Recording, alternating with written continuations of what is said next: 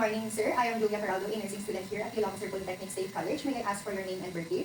My name is Cardiovascular November 23, 2004. Okay, may I also ask why you sought medical attention? I experiencing a chest pain. Okay, so you're experiencing chest pain. By asking these questions, I am already identifying the patient's level of consciousness, and evidently the patient is conscious, well-responsive, and well-oriented. Now, I will be checking the patient's medical record. Okay, sir, have you experienced difficulty breathing? What about chest pain? Yes. Okay, yes. So I'll be noting that one. Okay. What about palpitation? Yes.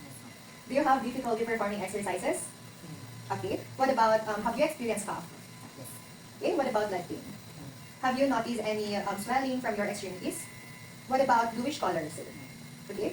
Prior to coming here, have you experienced fainting? Okay. So you said that you had experienced chest pain and cough. Did you experience this while you are at rest or when you're performing exercises? During a test. Okay, so when you're experiencing while you are at rest. Next, sir, may I also ask, or you said earlier that you experienced chest pain. May I ask when this started? 3 days ago. Okay, it started 3 days ago. Can you please point out where is the pain coming from? So, okay. So, can you explain or tell me what feeling are you experiencing? Feeling stabbing. Okay, so it's stabbing sensation. In a scale of 1 to 10, with 0 as not painful and 10 as the most painful, how would you rate this pain? Okay. May I also ask, sir, does anyone in your family have history of heart disease? No. What about diabetes mellitus? Okay. What about hypertension? Okay. High level of cholesterol or lipid level? Okay. What about stroke? What about your rheumatic heart disease? Okay. May I also ask, sir, if you had a pre-existing heart diseases? Okay. Before, sir, have you undergone any heart surgeries? No. What about vascular diseases? Do you have any? Okay. I would also like to ask if you had experienced leg cramps. What about numbness of your extremities, such as your hand and feet? Okay. What about have you experienced sensation of cold hand and or feet? Okay. What about leg pain, sir? Okay. Next one, I will be asking if the patient reported if the patient experienced leg pain, ask if it is relieved by standing or walking for a long period of time, or it occurs when the patient is sleeping. So, sir, I would also like to ask if you wear a tight-fitting trouser sack. Okay, when you are lying or when you are sitting, do you usually cross your legs? May I also ask if you have prior experience or prior knowledge regarding cardiovascular assessment? Okay, how do you like this procedure to be performed? Do you want it another nurse or do you want it someone to accompany you? I want you to Okay, so thank you. Now, I will be moving on with the planning. Okay, and planning determine the expected outcomes following the completion of the procedure. Okay, next one is to explain the procedure to the patient. So, Sir Hizeta, I will be performing a cardiovascular assessment to assess whether, or to determine whether your heart is still functioning well, and to as well identify your risk of developing heart diseases. These would also lead us to coming up with a prevention to help you. Okay, next is to anticipate topics to teach the patient during the examination. So there are anticipated topics such as identifying signs and symptoms to report, identifying those modifiable risk factors for heart diseases, and teaching or giving advices for a healthy lifestyle. Next, I will be performing hand hygiene and preparing the necessary materials.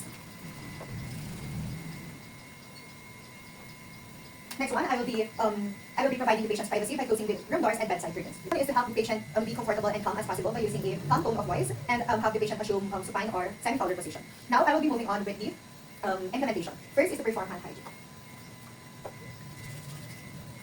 Next is to explain the procedure to the patient. So, Mr. Hizeta, I will be performing a cardiovascular assessment, which requires some touching and palpitation. Would that be okay with you?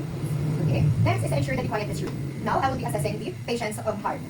Okay. First one is to visualize the location of the heart. So, the location is the heart is located at the left side of the patient. However, a portion of it are located in the right side. Next, I will be identifying the location of the angle of fluids, which is located at the junction between the manubrium and the sternum.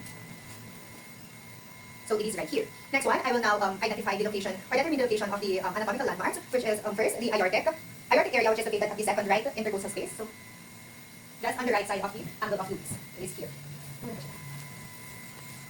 So it is here. Next one, the pulmonic area, which is located at the second left intercostal space. Okay, next is the second pulmonic area, or the Erb's point, which is located at the third left intercostal space. Okay, next one is the tricuspid area, which is located at the fourth left intercostal space. And the mitral area, which is located at the fifth left intercostal space in the clavicular vein. So it is here. Next, I will be also looking for the area of, or for the epigastric area, which is located just below the siphon process. So the epigastric area is located here. Now, I will be asking the patient to lie supine. Sir, can you please lie down? So while inspecting, I have not seen any visible pulsation and any exaggerated lift. Locating the point of maximal impulse. To locate the point of maximal impulse, have the patient lie supine or have them lie in their left side to bring the apex of the heart closer to the chest wall. And I will be identifying the intercostal space in the mid-clavicular ring and palpate using the pads of my hands, my fingers rather. Okay, the tapping sensation felt is the point of maximal impulse.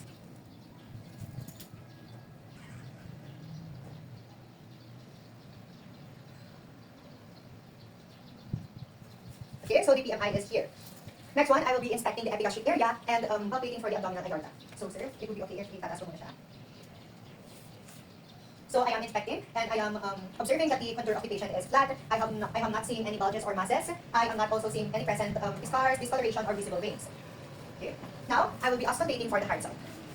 Okay, in auscultating the heart sound, have the patient sit up and lean slightly forward. Then have the patient lie supine and end examination with the patient in lateral recumbent. When auscultating each areas, ask the patient not to speak but to breathe comfortably. Begin with the diaphragm of the stethoscope and alternate with the bell of the stethoscope, and when using the bell, do not apply too much pressure and avoid jumping from one area to another. So now I'll have the patient sit up. Sir, will you please sit up for some seconds or for some time? Okay, I will begin at the PMI or the mitral area.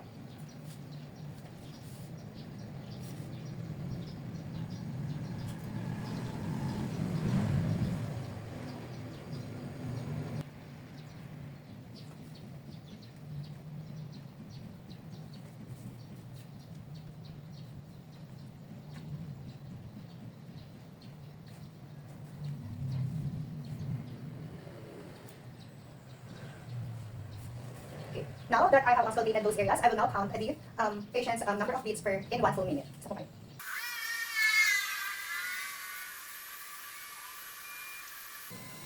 Okay, so I have heard it, and the number and the result is 75 beats per minute. Now I will be also assessing the patient's heart rhythm, noting for the time between the S1 and S2, and the time between the S2 and S1. I will also listening at each area for each auscultating areas in.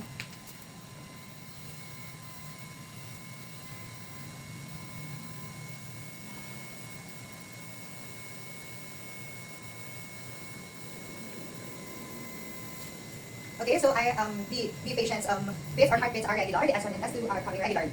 Next one, I will be moving on with auscultating for extra heart sound at each auscultating area. So in auscultating this one, I will be using the bell of the stethoscope to listen at those low pitch extra heart sound. I will also be listening for the patient's if there is a presence of friction drop.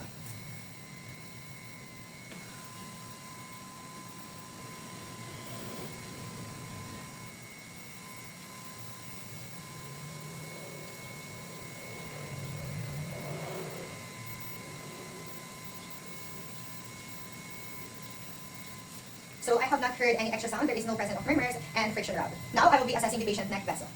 So in assessing the patient's neck vessel, I will instruct them to remain still at their position. Sir, can you please remain still in your position? And I will now inspect the patient's neck on both sides.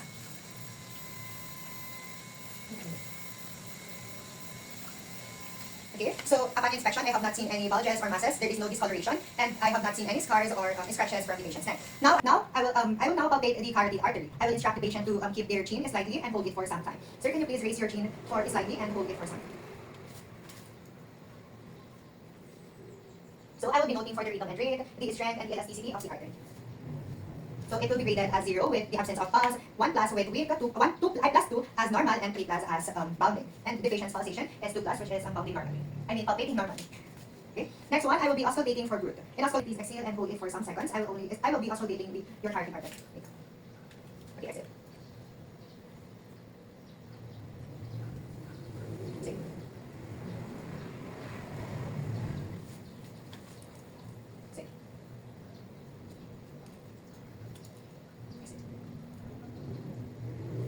So I have not heard any blowing, drilling, or murmur sounds. Next one, I will now inspect, or I will now move on with the peripheral vascular assessment. So, sir, you can now lie down. In performing this one, I will first inspect the patient's lower extremities for changes in skin color and condition. I will be noting for the skin and nail texture, the distribution of hair, the venous pattern, presence of edema, and impaired skin integrity. I will be palpating for edematous. In palpating the edematous, you should be noting for the consistency, the mobility, and the tenderness. So there is no present edema for the patient. Now I will be assessing pitting edema. I will be putting I will use my thumb or an index finger to put pressure on the patient's skin and for 5 seconds and release it.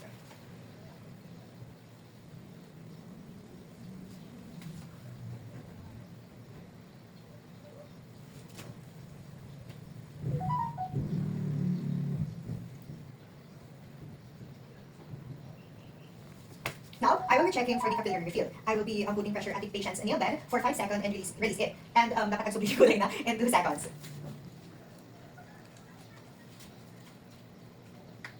Finger, or the fingernails. I'll be moving on with measuring the patient's leg circumference. So can you please raise your size, sir?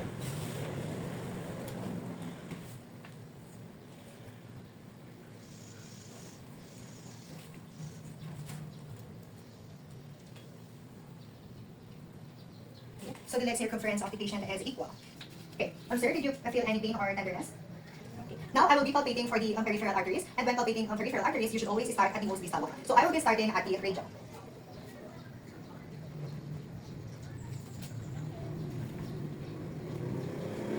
Okay. I will now move on with the ulnar.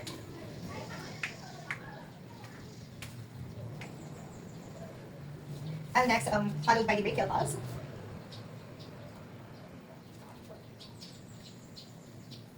Now, I will be moving on with the lower extremities, starting from the dorsalis pelvis.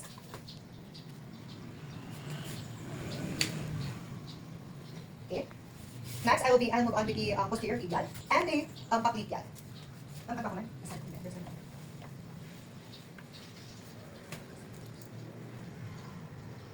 Lastly, I will be palpating for the femoral pulse, but first I will be donning a clinical.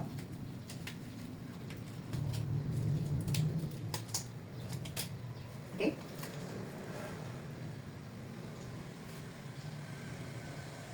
Okay. If the patient's pulse is not difficult to feel or is not palpable, use a Doppler over the side. Apply a conducting jelly at the patient's skin over the side and turn on the Doppler. Next one is to apply the ultrasound probe on the patient's skin and change the angle of the Doppler until the pulse is audible. Now, I will be removing the, next is to remove the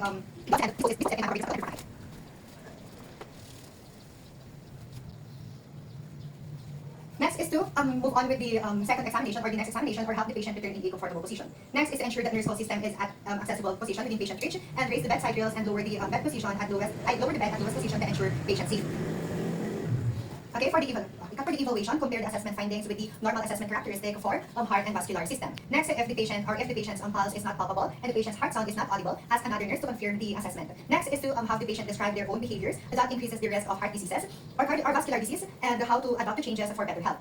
Next is to ask the patient to describe the scheduled dose, purpose, and benefits of medication being taken for cardiovascular health. Next is to use HBAC method. Revise the instruction if the patient is not able to HBAC correctly.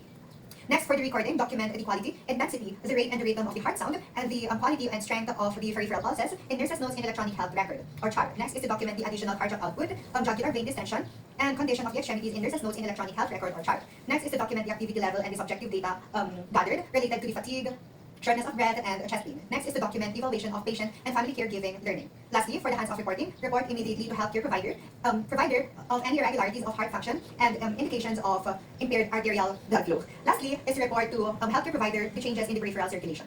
That would be all for the cardiovascular assessment.